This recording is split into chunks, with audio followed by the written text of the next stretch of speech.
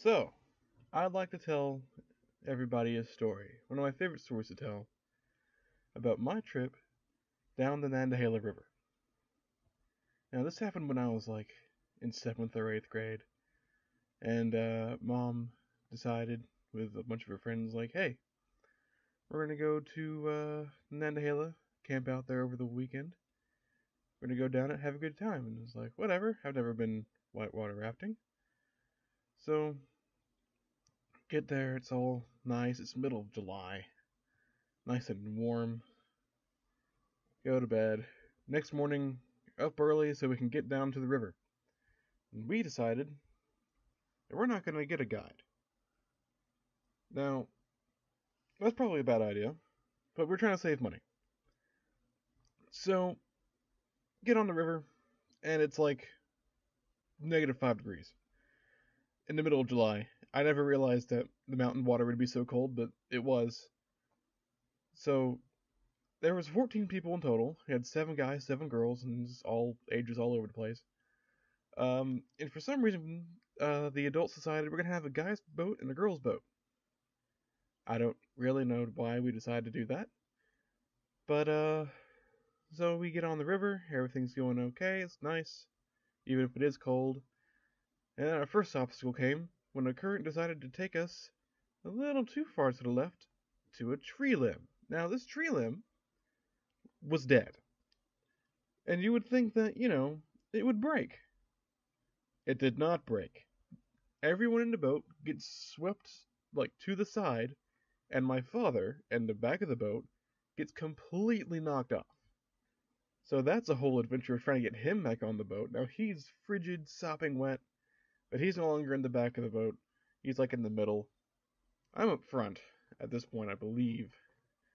And David is the guy in the back of the boat now. He's one of the dads in the group. And there's like a relatively calm stretch of water.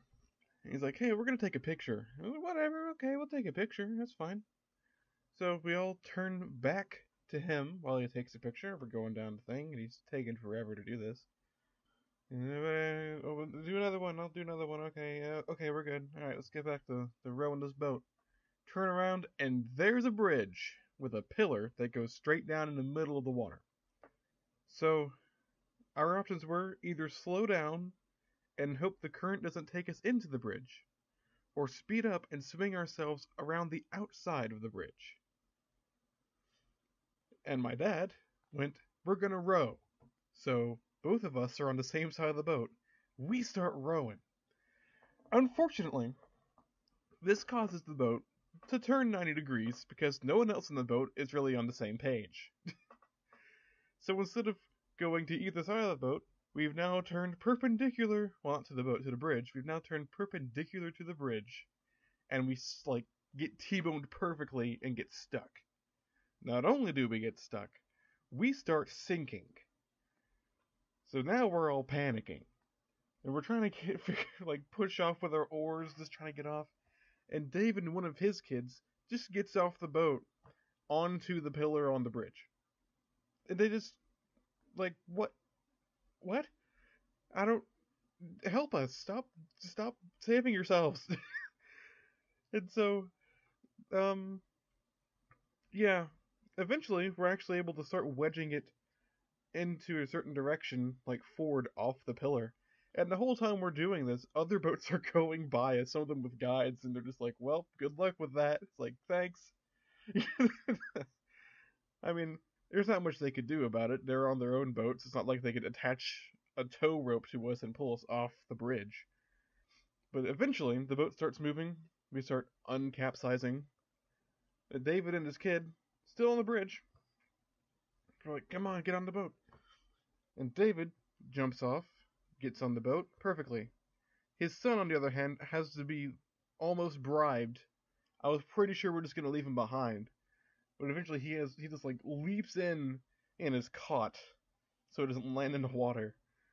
And by this point, the trip's almost done. We are all frozen, just soaked to the bone.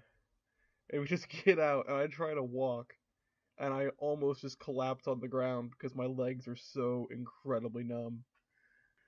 And we eventually, we were a little bit ahead of the girls' boat because they just started after us, and they had caught up to us and all that ruckus. And my mom was on that boat, and she was like, "Yeah, we've had a couple of our own issues. We got stuck on a shallow part that was like in the middle that kind of rose. It's kind of like a little plateau in the middle of the river, while there's like two deep channels on either side. And of course, the guides in the shack, we didn't buy a guide; they just gave us advice. Were like, hey, if you get stuck, do popcorn. Pop yourself up off the rocks and whatever. So apparently they had been trying that and it didn't work. So my mom's friend Kelly, who is just a fantastic person, like in a legitimate fashion, that's not sarcastic, um, gets out of the boat and onto the shallow thing because, whatever. Says, I've got it, and starts lifting the boat up, and the whole boat almost completely tips over and spills everybody out.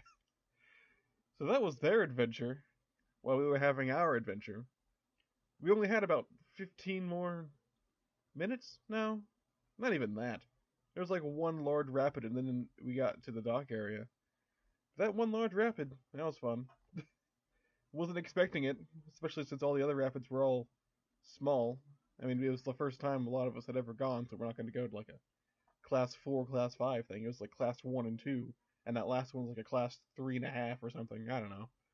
But yeah, that's the story of going down the Nantahala River.